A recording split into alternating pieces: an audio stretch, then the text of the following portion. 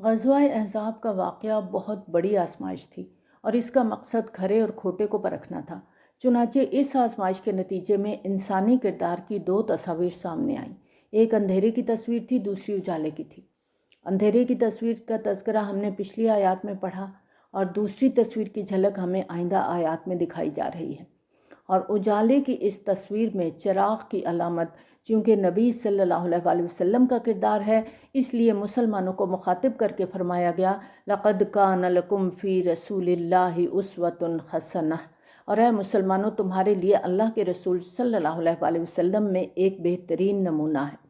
نبی صلی اللہ علیہ وآلہ وسلم کے سیرت اور کردار کا نمونہ اپنانے کی جو صورتحال آج ہم مسلمانوں کے ہاں عموماً دیکھنے میں آتی ہے، بڑا محدود نوعیت کا تصور ہے، اور جن سنتوں کا تذکرہ عام طور پر ہم کرتے ہیں وہ روزمرہ کی معمولات کی سنتیں ہیں، جیسے مسواک کی سنت ہے، مسجد میں داخل ہوتے ہوئے دایاں پاؤں اندر رکھنا ہے، باہر نکلتے ہوئے بایاں پاؤں باہر رکھنا ہے، اسی طرح سے پانی بیٹھ کر پینا ہے اور 3 سانس میں پینا ہے، آہستہ آہستہ پینا ہے، اور ان سنتوں کو اپنانے کا بھی ہمیں اہتمام لازمی کرنا چاہیے، کیونکہ ہمارے لیے نبی صلی اللہ علیہ وآلہ وسلم کی ہر سنت خیر و برکت کا باعث ہے۔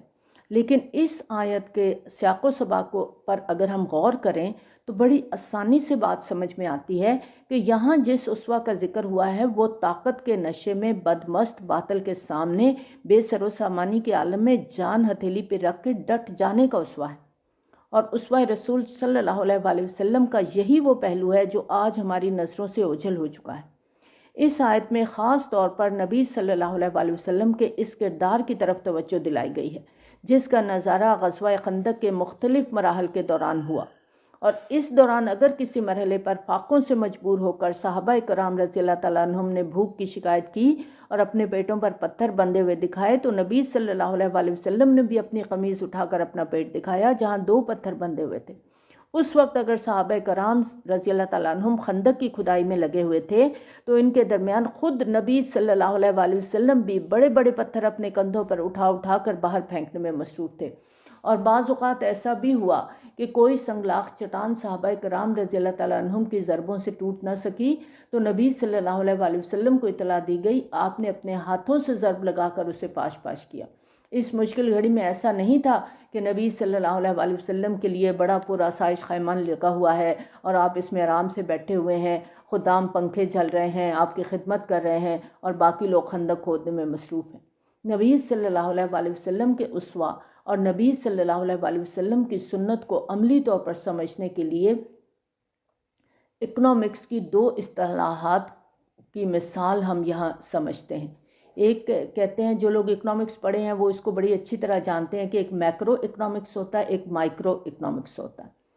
یعنی جس طرح میکرو اکنامکس کا تعلق بڑی سطح کے معاشی منصوبوں یا کسی ملک کے معاشی نظام کے مجموعی خد و خال سے ہے، اور چھوٹے پیمانے پر جو معمول کی معاشی سرگرمیاں ہیں ان کے لیے مائکرو اکنامکس کی اصطلاح استعمال ہوتی ہے، اسی طرح اگر ہم میکرو سننا اور مائکرو سننا کی اصطلاحات استعمال کریں اور اس حوالے سے اپنا جائزہ لیں، اپنے ارد گرد اپنے معاشرے کا جائزہ لیں، تو ہمیں یہ حقیقت ماننی پڑے گی کہ ہماری اکثریت مائکرو سنت سے تو واقف ہے، روزمرہ کی سنتوں پر عمل کرنے کی کوشش بھی کرتے ہیں، بلکہ بعض اوقات جذبات کی رو میں بہہ کر اس بنا پر دوسروں کے ساتھ جھگڑے بھی مول لے لیتے ہیں۔ لیکن جو میکرو سنت ہے اس کی طرف ہمارا دھیان نہیں جاتا۔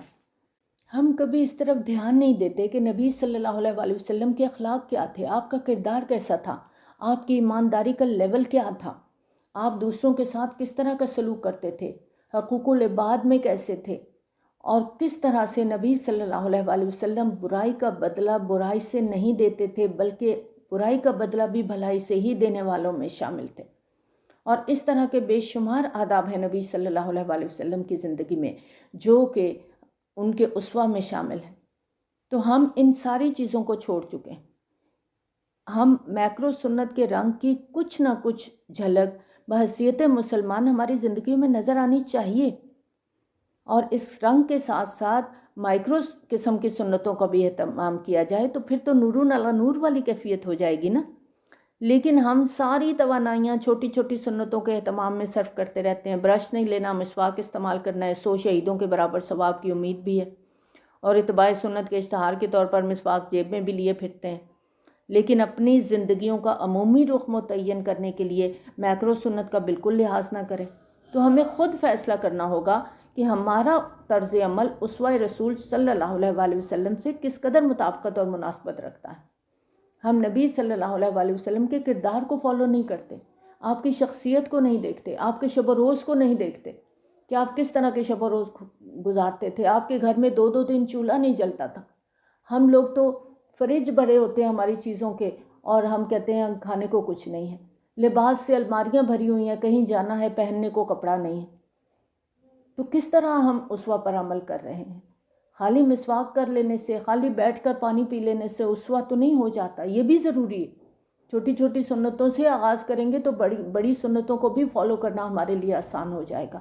لیکن جہاں ہمیں چھوٹی سنتوں کو فالو کرنا ہے، وہاں نبی صلی اللہ علیہ وآلہ وسلم کے اخلاق، آپ کے کردار کو بھی فالو کرنا ہے، آپ کے شب و روز کو فالو کرنا ہے، آپ کی زندگی کی روٹین کیا تھی اس کو دیکھنا ہے، تاکہ ہم اس پر عمل کر کے ہم بھی اسوہ حسنہ پر عمل کرنے کے قابل ہو جائیں۔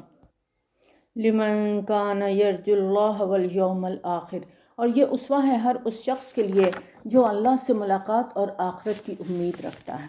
جس کو اللہ سے ملاقات کا یقین ہے وہ نبی صلی اللہ علیہ وآلہ وسلم کے ہر طور طریقے کو اپنی زندگی میں اپنانے کی کوشش کرتا ہے۔ وَذَكَرَ اللَّهَ كَثِيرًا، اور کثرت سے اللہ کا ذکر کرتا ہو۔ یعنی نبی صلی اللہ علیہ وآلہ وسلم کا اسوہ صرف اس شخص کے لیے ہے جو ان 3 شرائط کو پورا کرتا ہے۔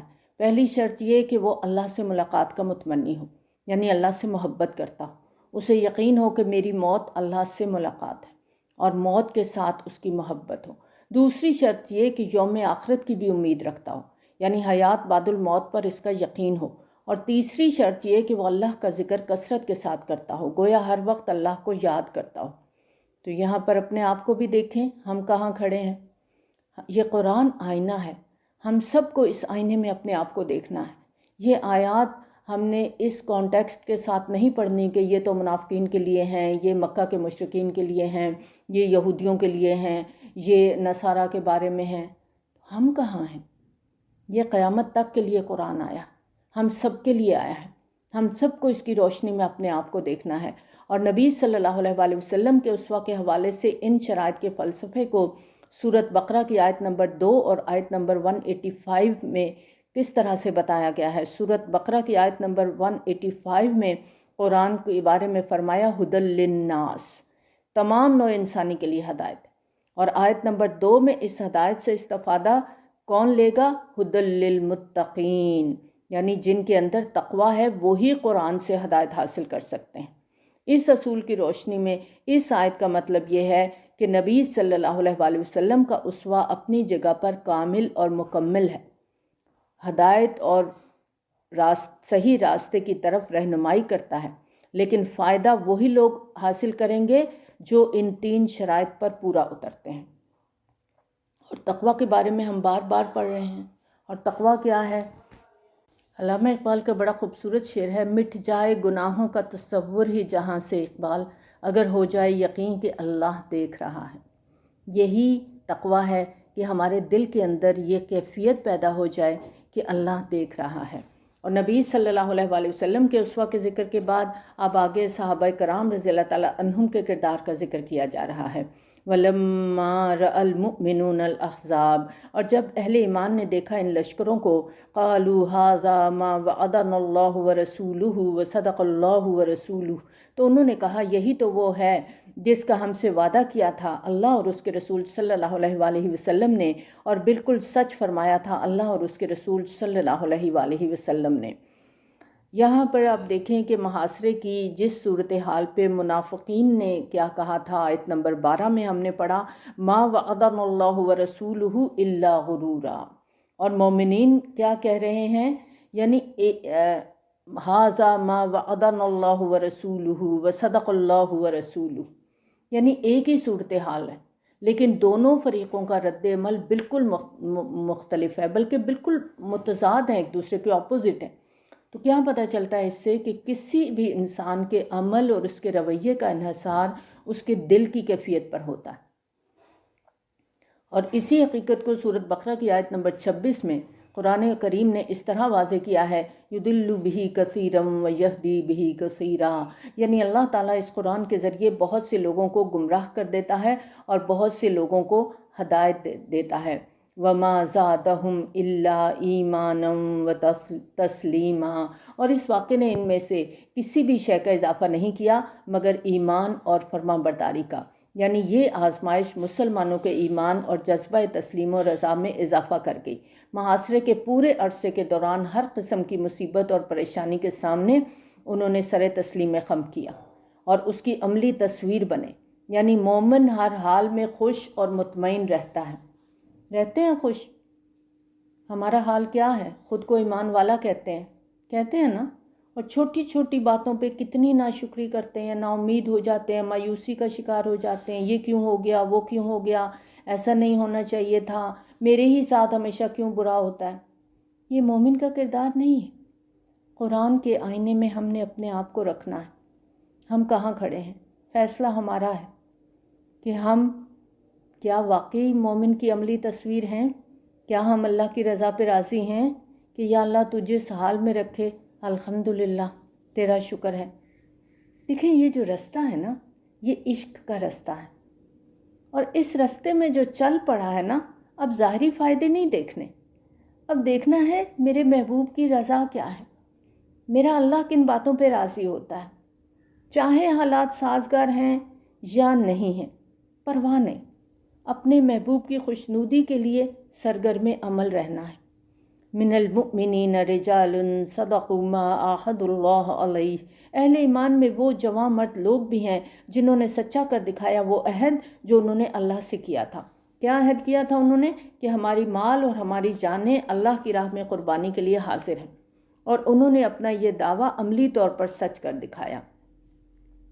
وَمِنْهُمْ مَنْ قَضَى نَحْبَهُ، بس ان میں سے کچھ تو اپنی نظر پوری کر چکے۔ اشارہ ہے ان صحابہ کرام رضی اللہ تعالیٰ عنہم کی طرف جو ان آیات کے نزول یعنی 5 ہجری سے پہلے جام شہادت نوش کر چکے تھے۔ غزوہ بدر میں 14 صحابہ کرام رضی اللہ تعالیٰ عنہم اور غزوہ احد میں 70 صحابہ رضی اللہ تعالیٰ عنہم شہید ہوئے تھے۔ وَمِنْهُمْ مَنْ يَنْتَظِرُ، اور ان میں سے کچھ انتظار کر رہے ہیں، باقی منتظر ہیں کہ کب ان کی باری آئے گی، کب انہیں جان قربان کرنے کا موقع ملے گا اور وہ اللہ کے حضور سرخرو ہوں گے۔ وَمَا بَدَّلُوا تَبْدِيلًا، اور انہوں نے ہرگز کوئی تبدیلی نہیں کی، یعنی اللہ سے جو عہد انہوں نے پہلے دن سے کیا آج بھی وہ اسی پر قائم ہے اور اس میں کوئی فرق نہیں آیا۔ لِيَجْزِيَ اللَّهُ الصَّادِقِينَ بِصِدْقِهِمْ، تاکہ اللہ سچوں کو ان کی سچائی کا پورا پورا بدلہ دے۔ وَيُعَذِّبَ الْمُنَافِقِينَ إِن شَاءَ أَوْ يَتُوبَ عَلَيْهِمْ، اور منافقین کو چاہے تو عذاب دے اور چاہے تو ان کی توبہ قبول کر لے۔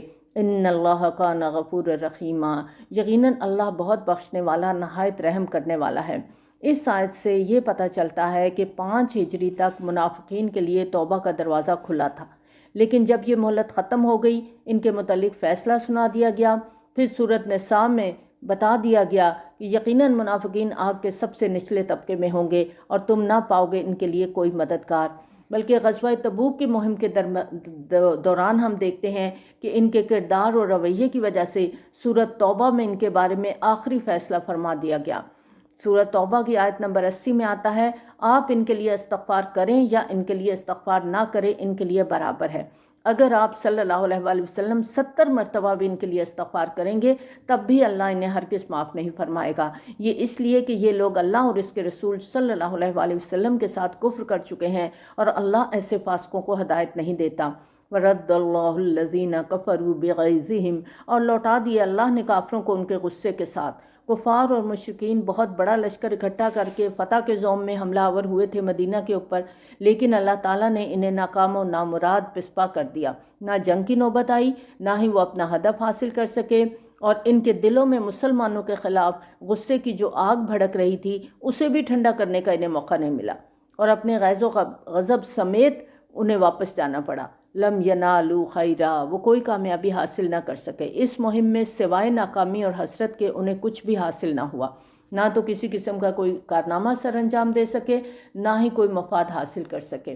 وَكَفَى اللَّهُ الْمُؤْمِنِينَ الْقِتَالَ، اور اللہ کافی رہا اہل ایمان کی طرف سے قتال کے لیے۔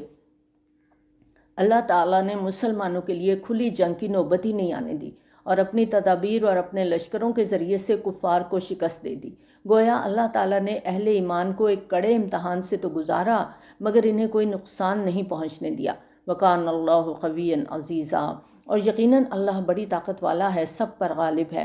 آگے جو آیات ہم پڑھنے جا رہے ہیں غزوہ بنی قریظہ کا ذکر ہے، اور روایات میں آتا ہے کہ جب کفار کے لشکر چلے گئے اور نبی صلی اللہ علیہ وآلہ وسلم خندق سے پلٹ کر گھر تشریف لے آئے اور اپنی زرہ اور ہتھیار اتارے تو حضرت جبرائیل علیہ السلام حاضر ہوئے اور عرض کیا، اے اللہ کے رسول صلی اللہ علیہ وآلہ وسلم، آپ نے ہتھیار اتار دیے ہیں، ہم نے ابھی نہیں اتارے، اس لیے کہ ابھی بنی قریظہ کو ان کی بدعہدی کی سزا دینا باقی ہے۔ یہ ظہر کا وقت تھا۔ نبی صلی اللہ علیہ وآلہ وسلم نے فوراً اعلان فرمایا کہ جو کوئی سماع و طاعت پر قائم ہے وہ عصر کی نماز اس وقت تک نہ پڑھے جب تک بنی قریظہ نہ پہنچ جائے۔ اس کے ساتھ ہی آپ نے حضرت علی رضی اللہ تعالیٰ عنہ کو ایک دستے کے ساتھ بنو قریظہ کی طرف روانہ کر دیا، اور کچھ ہی دیر کے بعد نبی صلی اللہ علیہ وآلہ وسلم کی قیادت میں پورا اسلامی لشکر وہاں پہنچ گیا اور بستی کا محاصرہ کر لیا۔ یہ لوگ اپنے مضبوط قلعوں اور گڑھیوں میں محصور ہو گئے۔ 2-3 ہفتوں کے محاصرے کے بعد بالآخر انہوں نے اس شرط پر ہتھیار ڈال دیے کہ حضرت سعد بن معاذ رضی اللہ تعالیٰ عنہ ان کے بارے میں جو فیصلہ کریں گے وہ انہیں قبول ہوگا۔ یہ قبیلہ اوس کے رئیس تھے اور قبیلہ اوس کے ساتھ ماضی میں بنو قریظہ کے حلیفانہ تعلقات رہ چکے تھے، تو انہیں امید تھی کہ وہ ان کے حق میں نرم فیصلہ کریں گے اور انہیں بھی اسی طرح مدینے سے نکل جانے دیں گے جس طرح پہلے بنو قینقاع اور بنو نذیر کو نکل جانے دیا گیا تھا۔ لیکن حضرت سعد رضی اللہ تعالیٰ عنہ دیکھ چکے تھے کہ پہلے جن 2 یہودی قبیلوں کو مدینہ سے نکل جانے کا موقع دیا گیا وہ کس طرح سارے گرد و پیش کے قبائل کو بھڑکا کے مدینہ پر 12,000 کا لشکر لے کر آ گئے تھے۔ یہ معاملہ بھی ان کے سامنے تھا کہ بنو قریظہ نے عین بیرونی حملے کے موقع پر بدعہدی کر کے مسلمانوں کی تباہی کا سامان کیا تھا۔ چنانچہ حضرت سعد رضی اللہ تعالیٰ عنہ نے تورات کے احکام کے عین مطابق فیصلہ سنایا اور تورات میں بدعہدی کی جو سزا تھی وہی ان کے لیے تجویز کی، اور اس فیصلے کے مطابق بنو قریظہ کے تمام مردوں کو قتل کر دیا گیا جو جنگ کے قابل تھے۔ عورتوں، بچوں اور بوڑھوں کو غلام بنا لیا گیا اور ان کے اموال اور املاک پر قبضہ کر لیا گیا۔ اس طرح مدینہ سے اس آخری یہودی قبیلے کا بھی خاتمہ ہو گیا۔ اس سے پہلے 2 یہودی قبائل بنو قینقاع اور بنو نذیر کو بدعہدی کی سزا کے طور پر مدینہ سے جلا وطن کیا جا چکا تھا۔ بہرحال ان تینوں قبائل میں سے بنو قریظہ کو بدترین سزا کا سامنا کرنا پڑا، اور جب مسلمان بنو قریظہ کی گڑھیوں میں داخل ہوئے تو انہیں معلوم ہوا کہ ان غداروں نے جنگ احزاب میں حصہ لینے کے لیے بہت بڑی تعداد میں تلواریں، نیزیں، ڈھالیں اور زرہیں تیار کر رکھی تھیں۔ وَأَنزَلَ الَّذِينَ ظَاهَرُوهُم مِّنْ أَهْلِ الْكِتَابِ مِنْ صَيَاصِيهِمْ، اور اللہ نے انہیں اتار لیا اہل کتاب میں سے ان لوگوں کو جنہوں نے مشرکین کی مدد کی تھی ان کے قلعوں سے۔ بنو قریظہ کا جرم یہ تھا کہ انہوں نے مسلمانوں سے بدعہدی کر کے حملہ آور قبائل کے ساتھ گٹھ جوڑ کیا تھا۔ چنانچہ اللہ کی مشیت کے مطابق انہیں اپنے قلعوں اور گڑھیوں سے نکل کر مسلمانوں کے آگے ہتھیار ڈالنا پڑے۔ وَقَذَفَ فِي قُلُوبِهِمُ الرُّعْبَ، اور ان کے دلوں میں اس نے رعب ڈال دیا۔ فَرِيقًا تَقْتُلُونَ وَتَأْسِرُونَ فَرِيقًا، تو اب ان میں سے کچھ کو تم قتل کر رہے ہو اور کچھ کو تم قیدی بنا رہے ہو، یعنی حضرت سعد بن معاذ رضی اللہ تعالیٰ عنہ کے فیصلے کے مطابق جنگ کے قابل مرد قتل کر دیے گئے، بوڑھوں، عورتوں اور بچوں کو قیدی بنا لیا گیا۔ وَأَوْرَثَكُمْ أَرْضَهُمْ وَدِيَارَهُمْ وَأَمْوَالَهُم، اور اس نے تمہیں وارث بنا دیا ان کی زمینوں، ان کے گھروں اور ان کے اموال کا۔ وَأَرْضًا لَّمْ تَطَئُوهَا، اور اس زمین کا بھی جس پر ابھی تم نے قدم نہیں رکھے۔ یہاں پر ان تمام فتوحات کی طرف اشارہ موجود ہے جو بعد میں مسلمانوں کو حاصل ہوئیں۔ اس حساب سے غزوہ احزاب نبی صلی اللہ علیہ وآلہ وسلم کی جد و جہد کی سفر میں ایک فیصلہ کن موڑ ثابت ہوا، جس کو ٹرننگ پوائنٹ آپ کہہ سکتے ہیں۔ اس سلسلے میں نبی صلی اللہ علیہ وآلہ وسلم نے اہل ایمان کو خوشخبری بھی سنا دی۔ تفسیر ابن کثیر میں آتا ہے کہ اس سال کے بعد قریش کبھی تم پر حملہ آور نہیں ہو سکیں گے، بلکہ آئندہ تم ان پر چڑھائی کرو گے۔ اور نبی صلی اللہ علیہ وآلہ وسلم کے اس فرمان کی صداقت اگلے ہی سال یعنی 6 ہجری میں اس وقت ظاہر ہوئی جب آپ صلی اللہ علیہ وآلہ وسلم 1400 صحابہ کرام رضی اللہ تعالیٰ عنہم کے ساتھ عمرہ کرنے کے لیے مکہ روانہ ہوئے۔ مسلمانوں نے احرام باندھ رکھے تھے، سوائے تلواروں کے ان کے پاس کوئی ہتھیار نہیں تھا، اور تلواریں بھی نیاموں میں تھیں۔ اور نبی صلی اللہ علیہ وآلہ وسلم اپنے قافلے کے ساتھ جب مکہ کے قریب پہنچے تو مشرکین کے لیے یہ صورتحال گویا گلے میں ہڈی کی طرح پھنس گئی تھی، جسے نہ اگل سکتے تھے نہ نکل سکتے تھے۔ ایک طرف ان کی صدیوں پرانی روایات تھیں جن کے مطابق بدترین دشمن کو بھی حج یا عمرے سے روکا نہیں جا سکتا تھا، دوسری طرف ان کی انا تھی جس کے تحت وہ مسلمانوں کو کسی قیمت پر بھی مکہ میں داخل ہونے کی اجازت نہیں دے سکتے تھے۔ اب دونوں صورتیں ہی بڑی مشکل تھیں ان کے لیے۔ مسلمانوں کو مکہ میں داخل ہونے سے روکیں تو کس جواز کے تحت روکیں؟ اگر آنے کی اجازت دیتے ہیں تو کس منہ سے اجازت دیں؟ اس صورتحال میں نبی صلی اللہ علیہ وآلہ وسلم نے حدیبیہ کے مقام پر پڑاؤ ڈالا اور حضرت عثمان رضی اللہ تعالیٰ عنہ کو حالات کا جائزہ لینے کے لیے مکہ بھیجا۔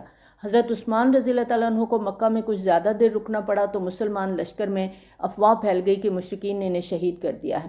اس پر نبی صلی اللہ علیہ وآلہ وسلم نے خون کا بدلہ لینے کے لیے صحابہ کرام رضی اللہ تعالیٰ عنہم سے بیعت لینے کا ارادہ ظاہر فرمایا، اور اس موقع پر تمام صحابہ نے نبی صلی اللہ علیہ وآلہ وسلم کے ہاتھ میں ہاتھ دے کر حضرت عثمان رضی اللہ تعالیٰ عنہ کے خون کا بدلہ لینے کے لیے آخری دم تک لڑنے کا عہد کیا۔ یہ بیعت علی الموت تھی اور تاریخ میں اسے بیعت رضوان کے نام سے یاد کیا جاتا ہے۔ جب اس کی خبر مکہ پہنچی تو مشرکین کے چھکے چھوٹ گئے۔ انہوں نے سفارتی مہم کے ذریعے نبی صلی اللہ علیہ وآلہ وسلم کو صلح کی پیشکش کی اور طویل مذاکرات کے بعد بالآخر صلح حدیبیہ کا تاریخی معاہدہ طے پا گیا، اور اس معاہدے کے بارے میں اللہ تعالیٰ نے سورۃ فتح میں فرمایا، انا فتحنا لک فتحا مبینا، یقیناً آپ صلی اللہ علیہ وآلہ وسلم کو فتح مبین عطا فرمائی ہے۔ اور اس فرمان الہی کے اثرات فوری طور پر ظاہر ہونا شروع ہوئے۔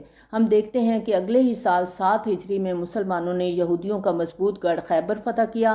اس کے بعد مسلمانوں کی فتوحات کا طویل سلسلہ شروع ہوا اور 20 سال کے اندر اندر اسلامی سلطنت کی حدود 3 برعظموں تک پھیل گئیں۔ اس آیت میں انہی فتوحات کے بارے میں پیشین گوئی کی گئی ہے۔ وَكَانَ اللَّهُ عَلَىٰ كُلِّ شَيْءٍ قَدِيرًا، اور اللہ ہر چیز پر قادر ہے۔ اس سے پہلے آیت نمبر 21 میں ہم نے پڑھا کہ تمہارے لیے نبی صلی اللہ علیہ وآلہ وسلم کی ذات میں ایک اعلیٰ نمونہ ہے۔ گویا ایک باپ کی حیثیت سے، بیٹے کی حیثیت سے، داماد کی حیثیت سے، سسر کی حیثیت سے، قاضی، سپہ سالار، سربراہ مملکت کی حیثیت سے، ایک امام، خطیب، معلم، مزکی، غرض ہر قابل ذکر حیثیت سے نبی صلی اللہ علیہ وآلہ وسلم کی ذات اور زندگی میں ایک کامل نمونہ ہے۔ لیکن بنیادی طور پر یہ نمونہ مردوں کے لیے ہے۔ مرد ہونے کی حیثیت سے نبی صلی اللہ علیہ وآلہ وسلم کی زندگی میں عورتوں اور عورتوں کے نسوانی معاملات کا تو مکمل نمونہ دستیاب نہیں ہو سکتا تھا، تو عورتوں کی رہنمائی کے لیے ضروری تھا کہ کسی عورت کے کردار کو بطور نمونہ پیش کیا جاتا۔ چنانچہ یہاں نبی صلی اللہ علیہ وآلہ وسلم کے اسوہ مبارک کا ذکر کرنے کے بعد نبی صلی اللہ علیہ وآلہ وسلم کی ازواج مطہرات کو خصوصی طور پر مخاطب کر کے ان کے کردار کو دنیا بھر کی عورتوں کے لیے اسوہ بنانا مقصود ہے۔ یعنی جس طرح نبی صلی اللہ علیہ وآلہ وسلم کی ذات امت کے لیے اسوہ ہے، اسی طرح نبی صلی اللہ علیہ وآلہ وسلم کی ازواج مطہرات رضی اللہ تعالیٰ عنہم خاص طور پر خواتین امت کے لیے مثال اور نمونہ ہے۔ اور اس بنا پر انہیں یہ بھی بتا دیا گیا کہ اگر تم نیکی کرو گی تو دگنا اجر پاؤ گی، اور اگر خدا نخواستہ تم سے کوئی غلطی ہوگی تو اس کی سزا بھی تمہیں دگنی ملے گی، اس لیے کہ اب تم لوگوں کی زندگیاں دنیا بھر کی مسلمان خواتین کے لیے اسوہ ہیں، اور مسلمان خواتین کو رہتی دنیا تک تمہاری پیروی کرنا ہے۔ یا ایھا النبی قل لازواجک ان کنتن تردن الحیاۃ الدنیا وزینتها، اے نبی صلی اللہ علیہ وآلہ وسلم، آپ اپنی بیویوں سے کہہ دیجئے اگر تم دنیا کی زندگی اور اس کی زینت چاہتی ہو تو آؤ میں تمہیں کچھ مال و متاع دے کر اچھے طریقے سے رخصت کر دوں۔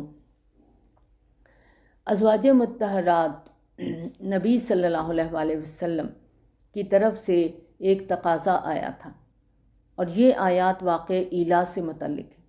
ہوا یہ کہ فتوحات کی وجہ سے مدینہ میں کثرت سے مال غنیمت آنا شروع ہوا، مجموعی طور پر مسلمانوں کے ہاں خوشحالی ہو گئی۔ ان حالات میں ازواج مطہرات نے بھی تقاضا کیا کہ ان کے نفقات بڑھا دیے جائیں، اور نبی صلی اللہ علیہ وآلہ وسلم نے اس مطالبے کو سخت ناپسند فرمایا، اور بات یہاں تک پہنچ گئی کہ نبی صلی اللہ علیہ وآلہ وسلم مسجد کے ساتھ ایک بالا خانے میں منتقل ہو گئے، اور 1 مہینے تک آپ نے کسی بھی اہلیہ محترمہ کے پاس نہ جانے کی قسم کھا لی۔ شوہر کی طرف سے بیوی کے ساتھ کسی بھی وجہ سے قطع تعلقی کی قسم کھا لینے کو فقہ کی اصطلاح میں ایلا کہا جاتا ہے، اور اس کا حکم سورۃ بقرہ میں اس طرح آتا ہے کہ جو لوگ اپنی بیویوں سے تعلق نہ رکھنے کی قسم کھا بیٹھتے ہیں ان کے لیے 4 ماہ کی مہلت ہے، بس اگر وہ رجوع کر لیں تو اللہ بخشنے والا مہربان ہے۔ ان آیات میں نبی صلی اللہ علیہ وآلہ وسلم کے ایلا فرمانے کے بعد یہ آیات نازل ہوئیں، اور ان آیات کی ہدایات کے مطابق نبی صلی اللہ علیہ وآلہ وسلم نے ازواج مطہرات کو واضح طور پر اختیار دے دیا کہ وہ 2 راستوں میں سے جو راستہ چاہیں وہ قبول کر لیں۔ وَإِن كُنتُنَّ تُرِدْنَ اللَّهَ وَرَسُولَهُ وَالدَّارَ الْآخِرَةَ فَإِنَّ اللَّهَ أَعَدَّ لِلْمُحْسَنَاتِ مِنكُنَّ أَجْرًا عَظِيمًا۔ اور اگر تم اللہ اور اس کے رسول صلی اللہ علیہ وسلم اور آخرت کے گھر کی طالب ہو تو اطمینان رکھو کہ اللہ نے تم جیسی نیک خواتین کے لیے اجر عظیم تیار کر رکھا ہے، یعنی اب تمہاری مرضی ہے، دنیا اور اس کی آسائشیں حاصل کرنے کا راستہ اختیار کرنا چاہتی ہو یا نبی صلی اللہ علیہ وسلم کے ساتھ رہتے ہوئے فقر و فاقہ کی زندگی قبول کرتی ہو۔ اور اس آیت کے نزول کے وقت نبی صلی اللہ علیہ وسلم کے نکاح میں 4 بیویاں تھیں، حضرت سودا، حضرت عائشہ، حضرت حفصہ اور حضرت ام سلمہ رضی اللہ عنہم۔ روایات کے مطابق نبی صلی اللہ علیہ وسلم نے سب سے پہلے یہ بات حضرت عائشہ رضی اللہ تعالیٰ عنہ کے سامنے رکھی اور ان سے فرمایا کہ اس معاملے میں اپنے والدین سے بھی پوچھ لو، اس کے بعد فیصلہ کرنا۔ انہوں نے بلا توقف کہا کہ کیا یہ معاملہ میں اپنے والدین سے پوچھوں گی؟ میں تو اللہ اور اس کے رسول صلی اللہ علیہ وسلم اور دار آخرت کی طالب ہوں۔ اس کے بعد نبی صلی اللہ علیہ وسلم نے باقی ازواج مطہرات میں سے ایک ایک کے پاس جا کر یہی بات فرمائی اور ہر ایک نے وہی جواب دیا جو حضرت عائشہ رضی اللہ تعالیٰ عنہ نے دیا تھا۔ تو اس طرح تمام ازواج اپنے مطالبات سے دستبردار ہو گئیں۔ اس کے بعد نبی صلی اللہ علیہ وسلم کے ساتھ تمام ازواج مطہرات نے اپنی زندگیاں اس طرح گزاریں کہ نبی صلی اللہ علیہ وسلم کے کسی ایک گھر میں بھی متواتر دو وقت کا چولہا کبھی گرم نہیں ہوا تھا۔ یا نساء النبی من یأت منکن بفاحشۃ مبینۃ یضاعف لها العذاب ضعفین وکان ذلک علی اللہ یسیرا۔ اے نبی صلی اللہ علیہ وسلم کی بیویوں، تم میں سے جو کوئی بالفرض کسی کھلی بے حیائی کا ارتکاب کرے گی اسے دگنا عذاب دیا جائے گا اور یہ اللہ پر بہت آسان ہے۔ یعنی یہ مت سمجھنا کہ تم نبی صلی اللہ علیہ وسلم کی بیویاں ہو اور وہ تمہیں بچا لیں گے۔ اس معاملے میں اللہ تعالیٰ کا قانون بہت واضح ہے کہ اگر کسی شخص کے اپنے اعمال درست نہیں ہیں تو آخرت میں اسے کوئی دوسرا بچا نہیں سکتا۔ اس حوالے سے حضرت لوط علیہ السلام کی بیوی کا ذکر قرآن میں کثرت سے آتا ہے اور سورۃ تحریم میں حضرت لوط علیہ السلام کی بیوی کے ساتھ حضرت نوح علیہ السلام کی بیوی کا بھی ذکر ہے کہ وہ دونوں انبیاء علیہ السلام کی بیویاں ہوتے ہوئے بھی عذاب سے نہیں بچ سکیں۔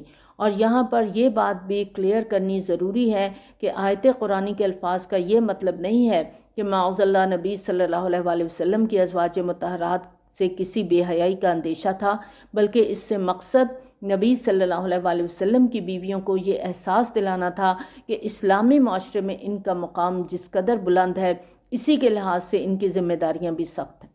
وہ معاشرے کے لیے ایک رول ماڈل ہیں، اس لیے ان کا اخلاقی رویہ انتہائی پاکیزہ ہونا چاہیے۔ یہیں پہ اس کو مکمل کرتے ہیں۔ وآخر دعوانا ان الحمد للہ رب العالمین۔ سبحانک اللہم و بحمدک، نشہد ان لا الہ الا انت، نستغفرک۔